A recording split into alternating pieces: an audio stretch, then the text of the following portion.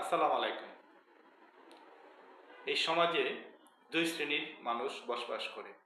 একটি শ্রেণী শিক্ষিত, আরেকটি শ্রেণী অশিক্ষিত অথবা মূর্খ।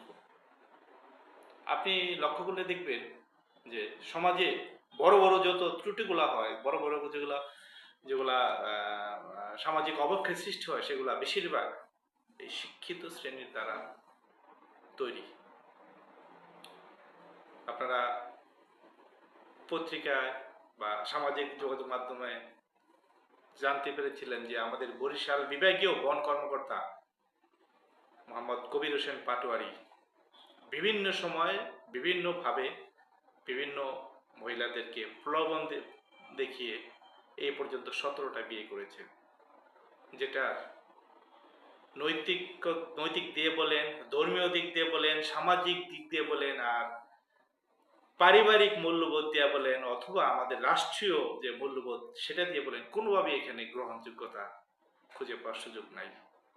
এটা এতটাই অনৈতিক যে একটি সমাজে বিশৃঙ্খলা বা প্রচলিত রীতিনীতিকে ধ্বংস করার জন্য যা যা করা দরকার, তার এই 17টা বিয়ের মাধ্যমে যে পারিবারিক সম্পর্ক, বৈবাহিক সম্পর্ক, সেটাকে নষ্ট করে দেওয়া হয়েছে। আমরা অত্যন্ত খুশি যে সরকার তাকে সাময়িক বরখাস্ত করে রংপুর বিভাগীয় বন কার্যালয়ে সংযুক্ত করেছেন এবং তার বিরুদ্ধে তদন্ত কমিটি গঠন করে তাকে দৃষ্টান্তমূলক শাস্তি দেওয়ার যে প্রচেষ্টা নিয়েছে সরকারকে, সেজন্য আমরা ধন্যবাদ জানাচ্ছি। আমরা চাই না আমাদের সমাজে, আমাদের পরিবারে, আমাদের যে পারিবারিক শান্তি, সামাজিক শান্তি, পারিবারিক শৃঙ্খলা, সামাজিক শৃঙ্খলা, সেই শৃঙ্খলাটা এই ধরনের কিছু কুচক্রী ব্যক্তির কারণে ধ্বংস হয়ে যাক, এটা আমরা কখনোই চাই না। আমরা চাই প্রতিটি পরিবার, প্রতিটি ব্যক্তি সমাজে তার পারিবারিক মূল্যবোধ, ব্যক্তিগত মূল্যবোধ নিয়ে বসবাস করবে।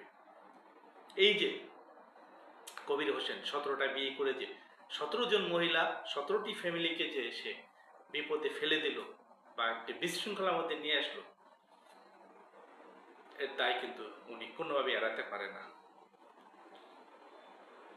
আমরা প্রত্যাশা করব তাকে দৃষ্টান্তমূলক শাস্তি প্রদানের মাধ্যমে সমাজে শৃঙ্খলা ফিরে আনবে। ধন্যবাদ সবাইকে।